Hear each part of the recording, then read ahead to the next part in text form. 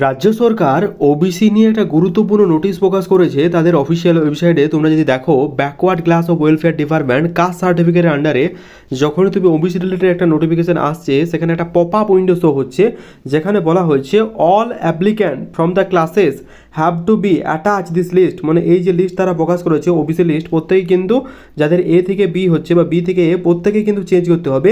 এবং তোমরা যারা নতুন পুরনো সার্টিফিকেট ছিল ম্যানুয়াল ওবিসি সার্টিফিকেট, তোমরা ডিজিটাল সার্টিফিকেট তোমরা পেয়ে যাবে। আর প্রিভিয়াস সার্টিফিকেট যারা হোল্ডার আছো, তোমরা তোমার নাম্বার পুট করলে ডিজিটাল সার্টিফিকেট পেয়ে যাবে।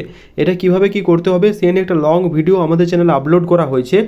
সেটাতে তোমরা অনেক ভালোবেসে দিয়েছো, প্রায় 10K জন মানুষ প্রায় অ্যাক্টিভ ইউজার হিসেবে দেখা গিয়েছে। তো তার জন্য অসংখ্য ধন্যবাদ। কিভাবে কি করতে হবে না হবে, তোমরা যারা এখনও দেখোনি অবশ্যই চেক আউট করে নিও, কিন্তু প্রত্যেকেই করতে হবে। এই যে লিস্ট, সেই লিস্ট আমাদের টেলিগ্রাম চ্যানেলে প্রোভাইড করেছি, একবার দেখে নাও তোমরা কি বলা হয়েছে। যখনই ওই লিস্টে ক্লিক করবে, তোমাদের সামনে এই 140টা কাস্ট তোমাদের সামনে শো হবে।